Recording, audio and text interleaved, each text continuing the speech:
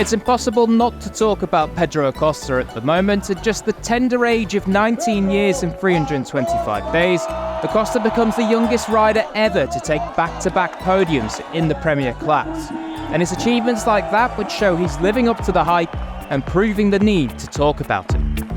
In just his first 3 GPs, Acosta has already taken the accolades of a fastest lap in his first ever Grand Prix race in Qatar, a podium in only his second weekend, and now back-to-back Grand Prix podiums too.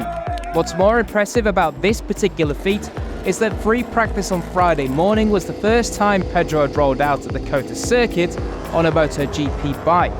To podium in your first MotoGP race at one of the most technical and physical tracks on the calendar is astounding. With already a glittering list of achievements building, the question turns to what more can Pedro Acosta achieve in his rookie season. Of course, the headline stat that hangs over Acosta's head is the one of the youngest Premier Class winner ever. The 8-time world champion Marc Marquez holds that one for now, from when he stood atop the podium for the first time at just 20 years and 63 days of age in only his second race weekend.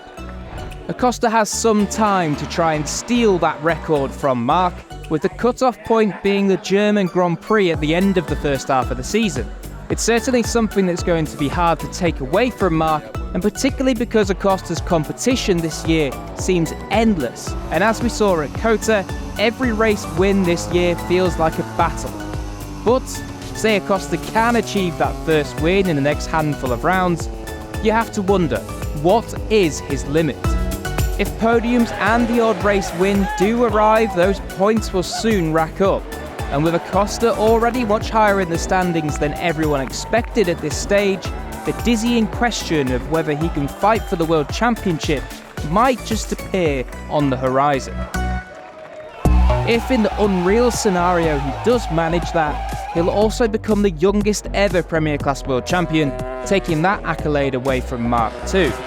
That, of course, is a long way away, and with so much competition this season, choosing an eventual world champion in 2024 feels like a much harder task than it has been in recent years, and for good reason. MotoGP is just wide open this year. It's as simple as that. The reigning champion Pecco Bagnaia, while not exactly having a total disaster, is certainly not in his perfect moment with his GP24. And in fact, it's his teammate Enea Bastianini that is back on song and leading the factory Ducati charge. Of course, Jorge Martin leads the World Championship and is showing the consistency that he perhaps lacked last year. Then there's Maverick Vinales, Bat-Mav that finally is a winner again after over 3 years. Maverick's COTA weekend was arguably his best MotoGP weekend ever. And if he can keep this form, he is without doubt a championship contender. Of course, we cannot forget Brad Binder either. At COTA, Brad was suffering with a broken bone in his foot from a motocross crash, and that really can't have been nice to deal with at one of the most physical tracks on the calendar. The good thing for Brad is that he has a little bit of time to heal now, and then come back at Jerez, a place where he won the sprint and finished second in the GP last year.